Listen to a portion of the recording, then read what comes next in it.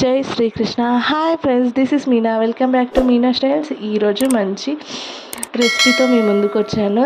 Red sauce pasta. మా breakfast ఇదే ఈరోజు. రెడ్ సాస్ పాస్తాకి ముందు ఒక ప్యాన్లో బాగా వాటర్ వేసి, వాటర్ బాగా బాయిల్ అవుతున్న టైంలో దాంట్లో కొంచెం ఆయిల్, కొంచెం సాల్ట్ వేసి బాగా బాయిల్ అవుతున్న టైంలో మనం ఏ పాస్తా అయితే చూస్ చేసుకున్నామో ఆ పాస్తా వేసి ఒక 5 minutes బాయిల్ అవ్వనివ్వాలి. 5 minutes బాయిల్ అయిన తర్వాత దాన్ని తీసి స్ట్రెయిన్ చేసి పక్కన పెట్టుకోవాలి. ఇంకో బర్నర్ పైన ఒక ప్యాన్ పెట్టి దాంట్లో ఆయిల్, జింజర్ గార్లిక్ పేస్ట్, ఇంకా చిన్నగా చాలా ఫైన్గా కట్ చేసుకున్న ఆనియన్స్ వేసి, క్యారెట్, స్వీట్ కార్న్, పచ్చిమిర్చి, ఇంకా సాలడ్ వెజిటేబుల్స్ అన్నీ యూస్ చేయొచ్చు. దీంట్లో చాలా బాగుంటుంది టేస్ట్ అయితే.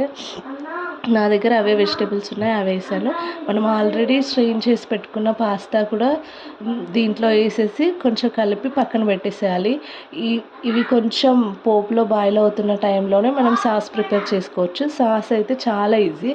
ఒక 2 టమాటో, 2 రెడ్ చిల్లీ తీసుకొని వాటిలోనే కొంచెం గార్లిక్, ఒక 2 or 3 slices గార్లిక్ వేసి బాగా మిక్సీ పట్టి మంచి సాస్ రెడీ అయిపోతుంది. దాంట్లో పెప్పర్ కూడా వేసుకోవచ్చు. ఇంకా పిల్లలు తింటున్నారు కాబట్టి నేనైతే పెప్పర్ అవాయిడ్ చేసేసాను.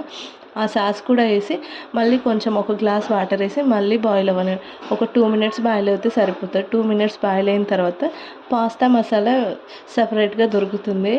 పాస్తా స్టోర్లో ఎక్కడైనా దొరుకుతుంది. ఆ పాస్తా మసాలా కూడా వేసి ఇంకా రెడీ టు సర్వ్ చేసుకోవచ్చు.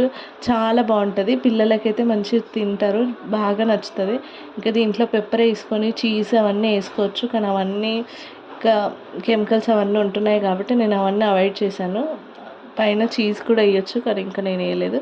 కానీ ఇట్లా కూడా చాలా బాగుంది, నాకైతే బాగా నచ్చింది. Thank you for watching. Bye. ఈరోజు అయితే మా బ్రేక్ఫాస్ట్ ఇదే, నా మినీ బ్లాగ్ ఇదే. Thank you for watching. Bye friends. Don't forget subscribe my channel, Meena styles cooking channel.